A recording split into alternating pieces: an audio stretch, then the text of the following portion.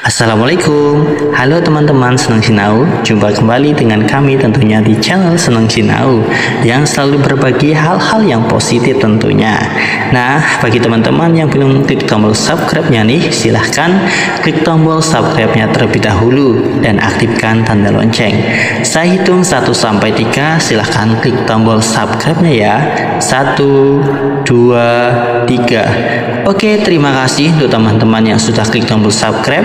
Saya doakan semoga selalu diberikan kesehatan, kelancaran dalam segala usaha, kegiatan, dan aktivitasnya, dan selalu diberikan rezeki serta umur yang panjang.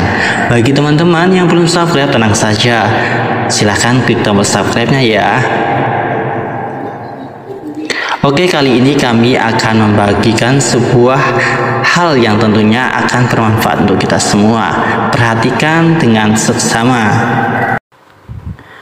Tidak ada yang tidak mungkin, Dek, kata pria itu sambil tersenyum kepadaku.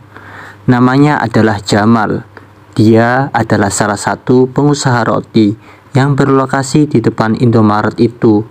Dia menjadi pengusaha roti bakar sudah cukup lama di kota itu. Umurnya 28 tahun. Dengan wajah yang sedikit takut, aku mulai mengajukan pertanyaan-pertanyaan apa saja padanya. Kedatipun demikian, hati dan mulut ini tetap harus dikuasai. Jangan sampai menyakiti perasaannya. Malam itu terasa sangat dingin, serta suasana kota sedikit kalang yang sepi, menambah rasa ingin tahu yang semakin menjadi-jadi, dan tentunya ingin cepat kembali ke rumah. Sejak kapan abang mendirikan usaha roti bakar ini? Kataku sambil mengeluarkan pulpen dan buku dari tasku. Pria itu menatapku dengan wajah yang tersenyum. Saya mendirikan usaha ini sejak tahun 2014, katanya sambil menyalakan mancinya. Pria itu berkata bahwa dulunya ia berasal dari Pulau Jawa, yaitu Klaten, juga berasal dari keluarga yang miskin.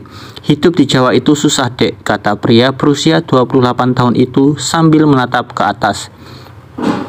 Kamu beruntung hidup di Sidikalang ini, suasananya yang adem dan dikelilingi orang-orang yang ramah. Saya sewaktu kecil sudah mendapat rundungan dari teman-teman sebaya dan tetangga saya. Karena tubuh saya krempeng dan pendek juga miskin, dan itu hampir setiap hari saya dengar. Tapi syukurlah berkat menahan amarah lalu berdoa, saya merasa menjadi terbiasa dengan itu semua. Mendengar hal itu, rasa ingin cepat pulang menjadi terhenti. Saat itu juga saya menjadi serius mendengarnya dan termenung sesaat. Suasana malam itu seakan menjadi momen yang tidak boleh terlewatkan. Pada masa itu, kata pria berkulit hitam itu, saya terbiasa bersekolah dengan berjalan kaki, serta tanah yang berlumur ini berlaku sampai SMP. Setelah SMP, pria itu tidak melanjutkan sekolah dan pergi merantau, yaitu sekitar tahun 2007 ke Aceh. Di Aceh, dia memiliki sanak saudara yang kemudian dia mengumpang dan tinggal di sana. Di Aceh saya mendapat dukungan dari adik dari ibu saya. Walaupun ada juga yang mengoceh, tetapi saya tak pedulikan itu semua.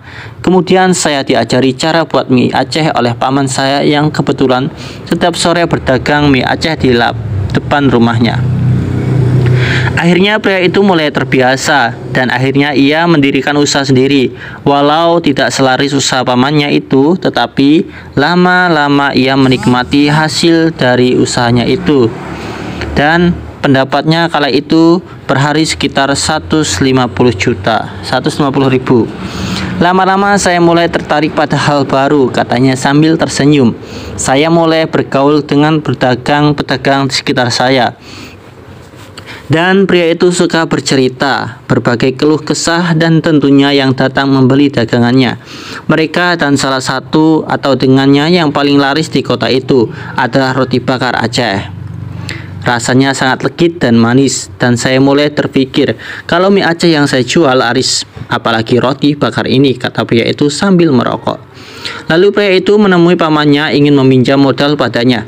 Tetapi pamannya malah marah-marah, "Dasar tolol, kamu pikir semudah itu menjadi roti bakar atau menjual roti bakar? Banyak saingan," kata pamannya itu. Tetapi ia terus membujuknya sambil memohon pinjaman modal, sampai pada akhirnya pamannya itu luluh hatinya. Tetapi ia dengan syarat agar yaitu meminta ia agar ikut dengannya ke Sidikalang, yaitu meminjam modal pada temannya. Sesampainya di rumah teman Sidikalang, paman memintaku untuk tinggal sementara sampai modalnya atau uangnya cair, dan pamanku pun pergi ke Aceh karena ada urusannya. Dan teman pamanku itu bernama Brian. Si Brian inilah yang mengajariku cara bekerja dan menyesuaikan diri dalam hidup orang di sini. Aku diajari beberapa hal, yaitu cara memasak, memanaskan nasi, mencuci, dan sebagainya. Dia juga tahu sedikit cara membuat roti bakar. Katanya padaku sambil menyodorkan roti bakar dagangannya. Sampailah akhirnya setelah beberapa lama aku diberinya modal, dan sebelum ini berdiri aku menyewa tempat. Dan setelah uang berkumpul dari hari ke hari, aku bisa mendirikan kios walau tak terlalu besar. Tetapi ini sudah merupakan prestasiku yang terbaik, katanya sambil menguap. Perutmu tidak memerlukan seberapa tinggi pendidikanmu, tetapi seberapa gigih otakmu berpikir untuk mengisinya. Itulah kata-kata yang paling selalu kuingat sampai saat ini. Itulah sebuah kisah yang ditulis oleh Krianda Willianto Bako yang berjudul Prestasi dan Kegigihan. Semoga kisah ini menambah semangat kita untuk selalu berjuang dalam menggapai impian kita. Terima kasih. Assalamualaikum warahmatullahi wabarakatuh.